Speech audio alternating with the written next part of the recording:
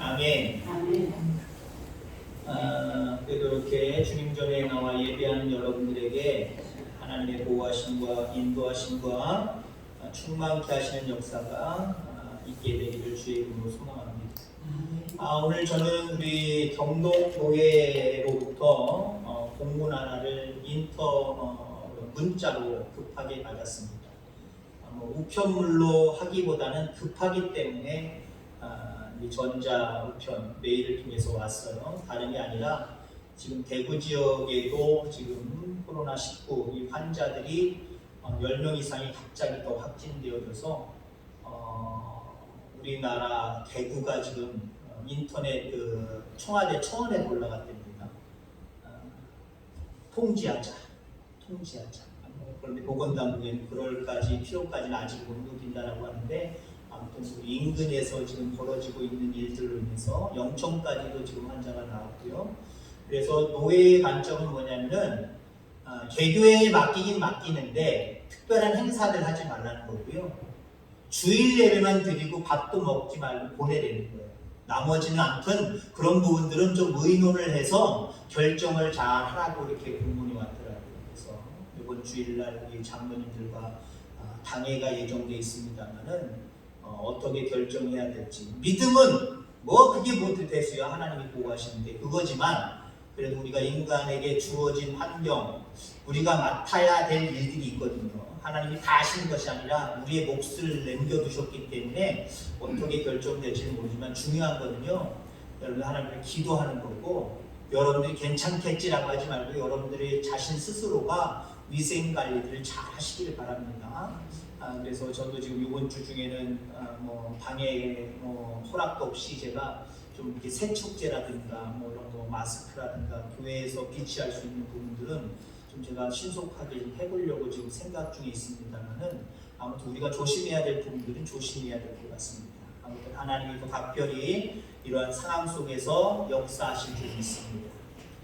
오늘 말씀 떠날 준비를 하고 가볍게 살라. 좀 듣기 거북한 제목 같기도 합니다만은, 우리가 신앙이라고 하는 것은 영원한 생명의 나라를 우리가 목적을 두고 있는 거잖아요. 그런 맥락으로 바라보면 이 세상 안을 사는 모든 삶은 나이가 많든지 적든지 관계없이 떠날 준비를 하고 가볍게 사는 것이 신앙의 자세입니다. 자, 우리가 신앙을 떠나서 우리의 인생의 처음, 지금, 앞으로 끝부분이 있습니다. 자, 여러분의 인생의 끝부분이 아름답기를 원합니까? 아니면 지저분하기를 원합니까? 누구나 아름답기를 원할 겁니다. 그리고 우리의 인생은 정말 마지막이 아름답고요. 더 신앙적인 모습으로 얘기하면 우리의 인생의 영혼은 더 아름다워요. 그죠? 하나님 나라에 가니까요. 그러나 이 땅에 호흡을 가지고 육신을 가지고 살아가는 마지막도 아름다워야 해요. 자, 오늘 본문에 야곱이 나올 거고요. 이 야곱을 가만히 살펴보면은요, 그의 인생 앞부분은 좀 불행한 요소들이 많아요. 자기 인생을 놓고도 보세요. 차남으로 태어나서 형한테 사랑 다 뺏기고 아버지 사랑도 받지 못하고 욕심 부리고 아버지에게 장자로서의 축복을 가로채가지고 도망하면서 살잖아요. 21년 동안. 그리고 돌아왔지만 또 그것도 불안하고, 그래서 어찌됐든 간에 안정을 취하여서 가정을 이루는 것 같지만 가장 사랑하는 11번째 아들을 잃어버리고 죽지는 않았습니다. 그런데 야곱은 죽었다고 생각을 하잖아요. 늘 불행했어요. 근데 오늘 본문 여러분이 계속해서 수요일마다 보고 있습니다만은 죽었다고 생각하는 야곱을 말년에 만나잖아요. 그리고 인생의 배고픈 문제 앞에서 애굽의 총리가 되어 있는 요셉에게로 모든 식구들이 가서 편안하게 살잖아요. 은혜 중에 살잖아요. 그러니까 야곱의 인생을 가만히 보면은 마지막이 참 행복하고 아름다운 사람이었다. 우리도 그랬으면 참 좋겠다라고 하는 생각을 갖습니다. 반면에 여러분들 사울왕을 보십시오. 사울왕은 앞부분의 인생은 화려하고 너무나도 좋습니다. 근데 마지막 인생은 어떻습니까? 비참하게, 왕이지만 비참하게 하나님 앞에 버림받고 최후로 전사하는 그의 모습들을 우리가 바라보게 된다라고 하는 것이죠. 자, 오늘 본문의 말씀은 역시 야곱에 대한 이야기입니다. 물론 요셉의 이야기도 나오고요. 야곱의 말년에 이제는 죽었다고 생각하는 11번째 아들 요셉이 살아있다는 거예요. 배고픔의 문제가 너무나도 지배적인 그 시대 속과 자기가 살아가고 있는 그곳에서 요셉이 자기를 초대했습니다. 좋은 마차를 대령하고 자기를 초대하고 자기 다른 아들 요셉에게는 다른 형제들 다 초대해서 거기 들어와서 배고픔의 문제 고통스러워하지 말고 여기서 편안하게 쉬십시오. 여기서 평안하게 자리 잡고 살아가십시오. 초대를 받습니다. 초대를 받고 드디어 아들을 만났어요. 11번째 아들을 만났어요. 온 식구들이 한꺼번에 만나는 놀라운 축복을 누립니다. 그때 요셉이 야곱뿐만 아니라 그의 형제들에게 단도리를 하지요. 아무래도 여러분들 애굽의 총리로 있는 자기 자신의 형제들이 이국에서 그 나라에 들어왔습니다. 나라의 왕도 관심 갖지요. 모든 다른 위정자들도 관심 갖고 다른 사람들도 관심 갖지요. 그러면서 약간은 경계할 겁니다. 경계하겠죠. 거기서 요셉이 형들한테 이야기합니다. 형들, 우리 고센 땅에서 몰려 살 거예요. 그래서 처음부터 일로 오라 그랬어요. 근데 이제 바로왕 앞에 저와 형님들이 같이 설 건데, 아버지도 같이 설 건데, 바로가 분명하게 질문할 때 너희들 직업이 무엇이냐? 라고 물어볼 거예요. 그러면 목동이라고 얘기하세요. 오래전부터 이미 우리는 양을 치는 자라고 분명하게 얘기하세요. 왕이 어떤 질문을 할지 미리 간파하고 그 질문에 대해서 형들에게 단도리를 합니다. 근데 그 단도리하는 모습이요, 여러분 지극히 성서적이다라고 하는 부분을 오늘 말씀드릴 거예요. 그런데 사실 그 당시 목동이라고 하는 것은요, 양을 친다라고 하는 것은요, 대단히 천박하게 여겼어요. 어떻게 보면 하급의 그런 어떤 사람들이 갖는 직업으로 취급을 했단 말이에요. 소외시했다라고 하는 거죠. 자, 그런데 요셉이 직업이 무엇냐라고 하면 그 당시 사람들이 소외하고 아주 낮은 계급으로 생각하는 양을 치는 사람들이다, 가축을 치는 사람이다 라고 이야기하래요. 우리 보통 반대로 생각할 수도 있어요. 내가 이 나라의 그래도 총리인데 총리의 아버지가 오고 총리의 형들이 다른 나라에 살다가 왔는데 거짓말시켜도 되잖아요. 그죠? 들어올 때부터 이미 좋은 옷을 가져다가 그들에게 좋은 옷을 입히고 왕 앞에 보일 때도 좋은 옷 입고 그 모습으로 보여서 저쪽 나라에는 나 학자였습니다. 나 의사였습니다. 이러면 얼마나 더 좋아요. 그죠? 근데 물론 거짓말은 아니지만, 거짓말은 아니라 사실이지만 숨김없이 목자라고 얘기하십시오. 양떼를 친다라고 이야기하십시오. 이렇게 얘기했다는 거예요. 여기에는 신앙적인 의도가 있어요. 무슨 의도가 있나? 애굽 사람들의 천시를 그대로 당하라는 거예요. 애굽 사람들은 양치는 사람들 우습게 본다는 거죠. 자기보다 더 낮게 본다는 거죠. 그 취급 당하라는 거예요. 그대로 당하라는 거예요. 그리고 이스라엘 사람들은 애굽에서 정착할 사람들이 아니기 때문에 잠시 머물다가 또 가나안 땅으로 가야 될 우리들이기 때문에 여기서 대접받으면서 여기서 안주할 필요 없어요. 그런 의미가 있는 거예요. 여러분들, 여기에 요셉은요, 그 전에 아브라함에게 하나님이 그의 조상 아브라함에게 약속하신 약속을 기억하고 있는 거예요. 창세기 15장 13절 이후에 보니까 여호와께서 아브라함에게 이르시되 너는 반드시 알라 내 자손이 이방에서 객이 되어 그들을 섬기겠고 그들은 400년 동안 내 자손을 괴롭히리니 그들이 섬기는 나라를 내가 진권할지며 그 후에 내 자손이 큰 재물을 가지고 나아올지니라. 이걸 지금 요셉은요 기억하고 있는 거예요. 이 신앙이에요, 신앙. 아, 이게 바로 이때를 얘기하는구나. 야, 이제 우리 아버지가 들어와서 같이 살게 되고 그러면서 우리 아버지의 후손들이 한 민족을 이루는 것이 하나님의 뜻이고 한 민족을 이루지만 여기서 많은 어려움을 당하다가 400년 동안 당하다가 우리가 결국 하나님의 은혜 가운데 여기 있는 많은 재산들을 가지고 이끌고 나가게 되는구나. 이 소망이 있었던 거예요. 신앙적인 소망이 있었던 거예요. 그러니까 처음에 들어와 살게 되는 지금 오늘 본문의 이 시점에서 형님들 여기서 우리 앞으로 떵떵거리고 잘 살아요 이게 아니에요.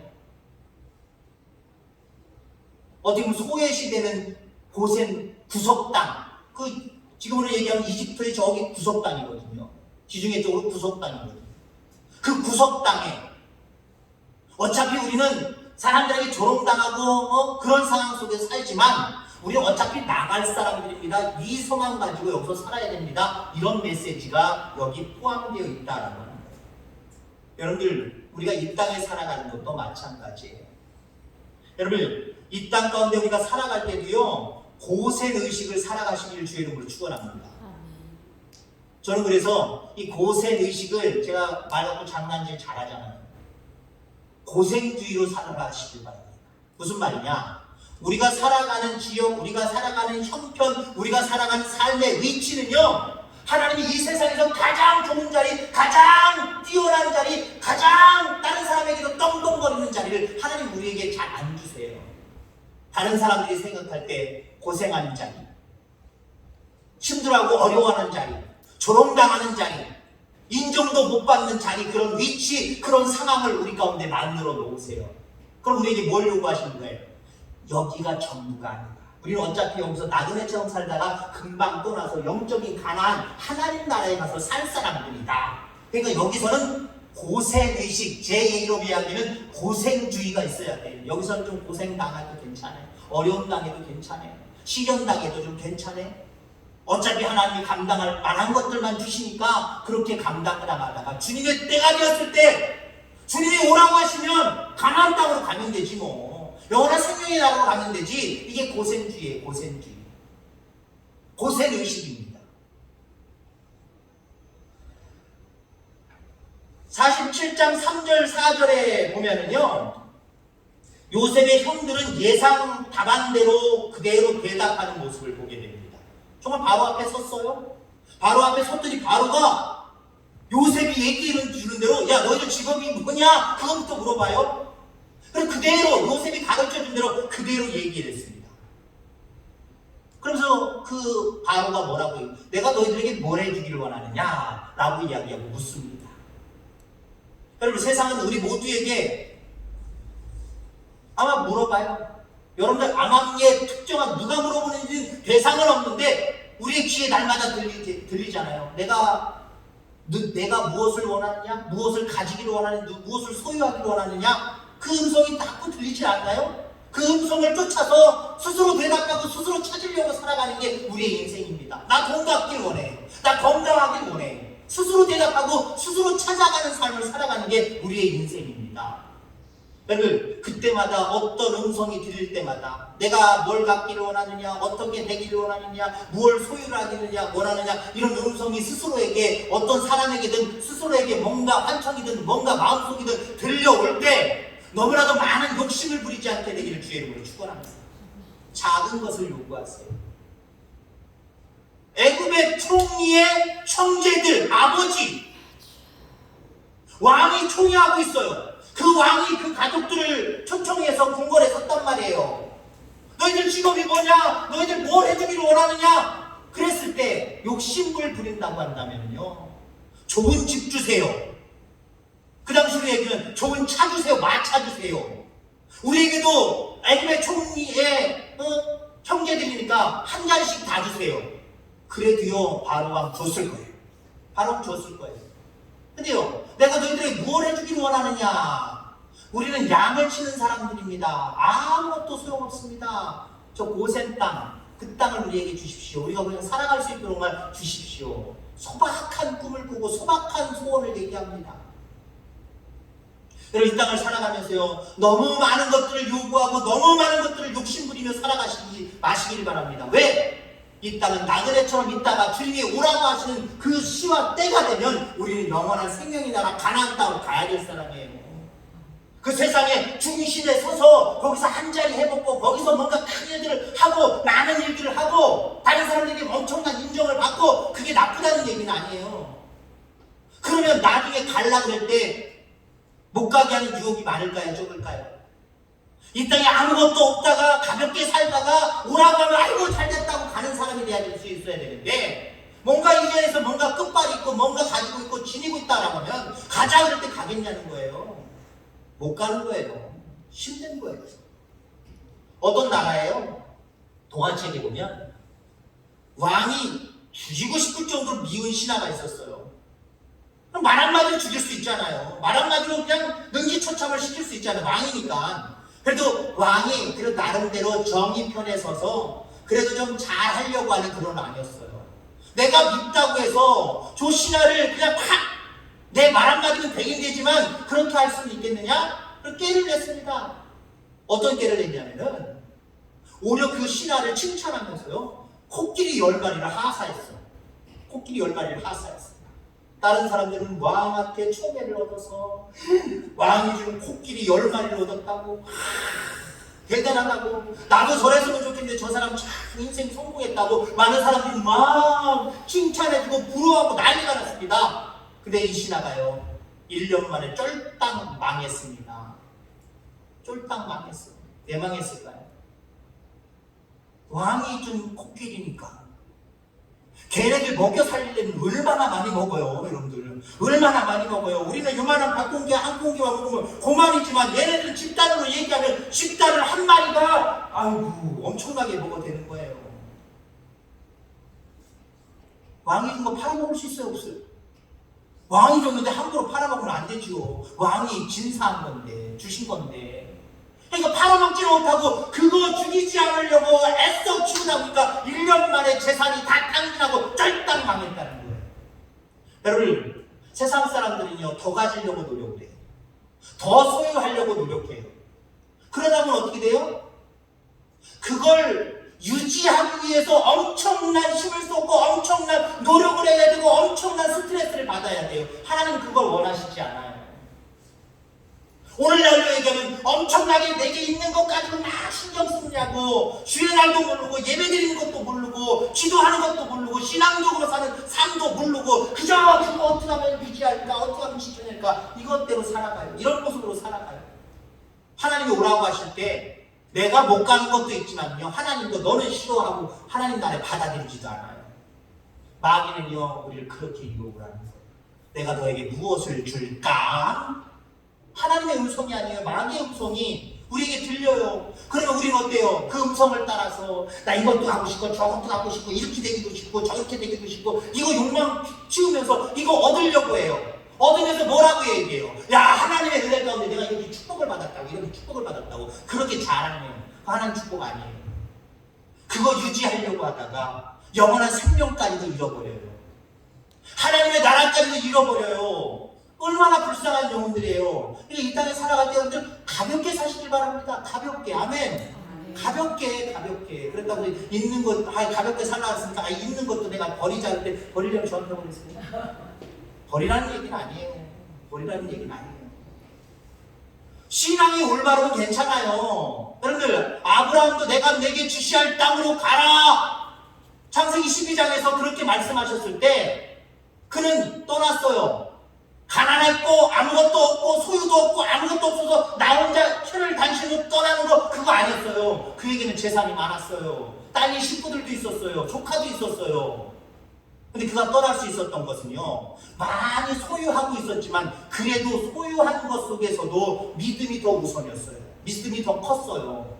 그러니까 그거 포기하고도 갈 수 있는 믿음이 있는데 여러분들이 그거 포기하고도 지키는 거 포기하고도 주님께 영광 돌릴 수 있고 주님이 뜻하시는 신앙의 삶을 살 수 있으면 이거 원하시고 이거 소유하는 복을 누리시길 바랍니다. 근데 대부분의 많은 사람들은요 이렇게 되면요 신앙은 뒷전이게 되어 있어요.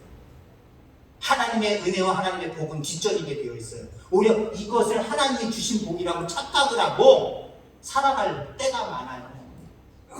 여러분 이거 무겁게 사는 인생이에요. 무겁게 사는 인생. 우리는 가볍게 살아야 돼요. 떠날 준비를 하면 살아갈 수 있는 저와 여러분들 다 되기를 주의 이름으로 축원합니다. 여러분 가볍고 어떻게 말하면 단순하게 사는 사람들은요 주는 인생을 살고 축복하는 인생을 살아요. 지금 야곱을 왜 요셉이 불렀어요? 왜 형들을 왜 가나안 땅으로 와서 살라고 불렀어요? 그리고 그들도 왜 물론 아들이 반가웠고 형제가 살아있는 것이 반가웠고 네가 와서 우리를 용서해 주니까 그래서 오기도 했지만 사실은 엄연히 따지면 먹고 살려고 온 거예요. 그죠? 먹고 살려고 온 거예요. 지금 7년 동안 그 7년에 어느 시기에 있는지 정확히는 알 수 없지만 지금 지근이 일어서 그 지역 온 나라들이 난리가 났어요. 근데 애굽에만 양식이 있어요. 근데 그 애굽에 내 아들이 있어요. 내 형제가 있어요. 그러니까 먹고 사는데 문제가 없으니까 거기 온 거예요. 한마디로 먹고 살려고 애굽에 왔습니다. 근데 바로왕 앞에 섰을 때에 여러분 바로가 이야기하잖아요. 바로가 물어볼 때에 내 연세가 얼마냐, 내 나이가 얼마냐, 아버지 나이를 묻습니다. 아버지 나이를 묻는데요. 중요한 것은요, 이 야곱이 하나님의 이름으로, 주님의 이름으로 그 바로를 축복하고 있다는 거예요. 바로를 축복하고 있다는 거예요. 내 나이가 이렇습니다.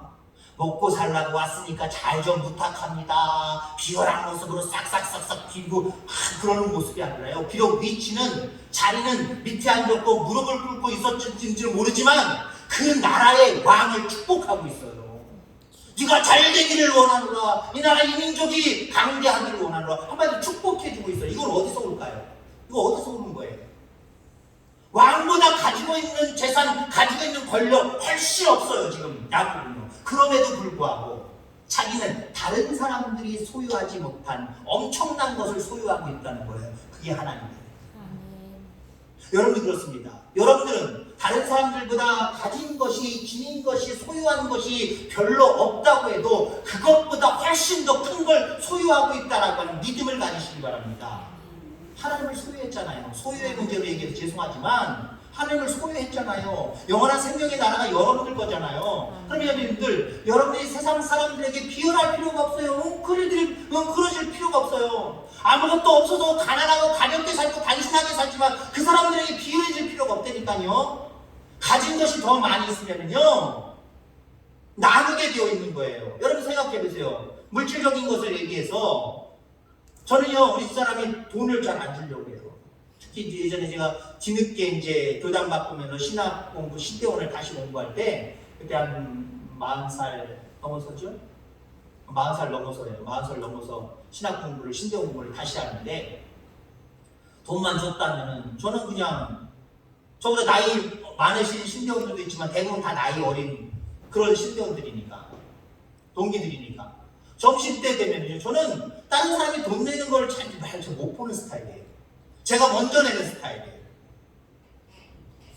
근데 어떤 때는요, 돈이 없는데 밥 먹으러 가자 그러면 같이 가자 얘기하기가 애매모호할 때가 있어요.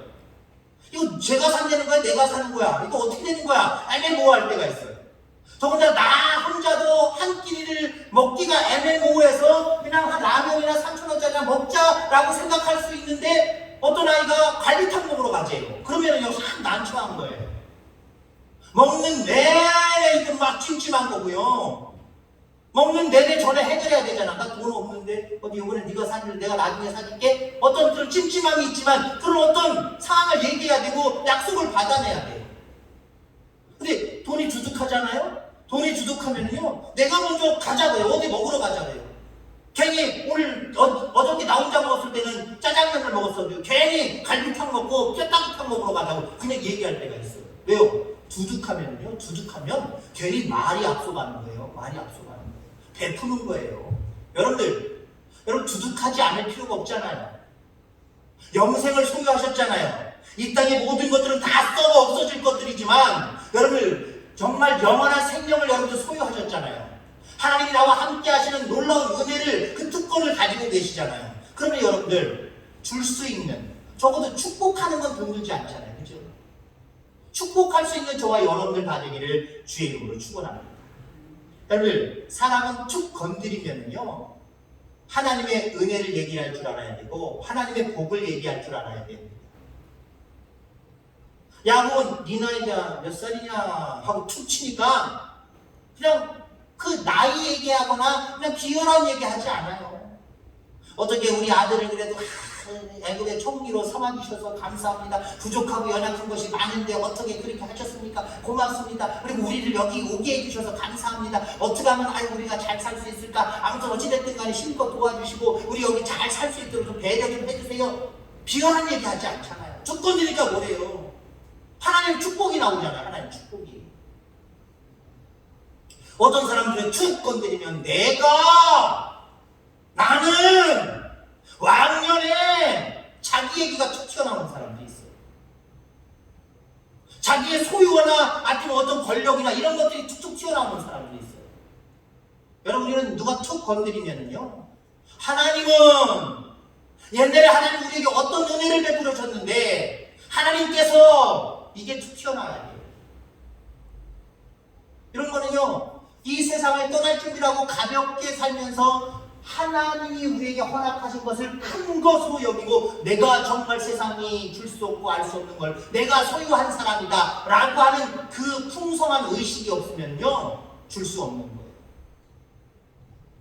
사랑하는 성도 여러분, 여러분들의 마지막 인생이 아름답기로 합니다. 마지막이라는 표현을 쓰진 않았지만 올해보다는 내년, 작년보다는 올해 점점 더 아름다운 인생이 되어지기를 원합니다. 그런 인생을 살기 위해서는요, 여기가 전부다, 여기에 올인하자라고 하는 모습으로는요, 아름다운 인생 살 수 없어요. 오히려 더 추한 인생을 살아갈 수밖에 없고요. 세상 사람들과 똑같은 인생을 살아갈 수밖에 없어요. 어차피 이 세상은 지금 400년 전의 얘기잖아요. 400년 후에 떠나갈 사람들. 그럼 이 400년 후에 이 사람들이 다 살아있을 사람이에요? 살아있는다는 보장도 없어요. 사실 요셉도 죽었잖아요. 애굽에서 나갈 때 요셉도 살아있는 사람이 아니어서 해골 들고 나가세요. 그 자손들이요. 그러니까 나랑도 관계없는 400년 후의 일인데도 불구하고 떠날 사람처럼 고센 땅을 요구했고 그 사람들이 조롱하고 핍박할지라도 우리는 양을 치는 목자입니다 라고 자신있게 이야기했습니다. 떠날 준비를 했다는 거예요. 여러분, 나이와 관계없습니다. 이 땅에 살아가는 우리의 삶의 자세는, 신앙인의 자세는 떠날 것처럼 살아가는 거예요. 떠날 것처럼 살아가고 주어진 것들에 감사하면서 우리가 그것 말고도 또 크게 세상 사람들이 소유하지 못한 영생이 있잖아요. 하나님이 나와 함께 하셔서 하나님의 이름으로, 주님의 이름으로 행하면 무엇이든지 얻을 수 있는 엄청난 마패 같은 영생의 마패를 이 땅에서 주님의 이름으로 무엇이든지 이루게 되는 그 마패를 여러분 가지고 있잖아요. 그거 가지고 있으면 다 됐잖아요. 그럼 늘 주님을 자랑하고 주님의 은혜를 찬양하는, 그렇게 하나님 앞에 영광 돌리는 인생을 살아가는, 아름다운 인생을 살아가는 우리 모든 성도님들 다 되기를 주의 이름으로 축원합니다. 하나님 아버지 감사합니다.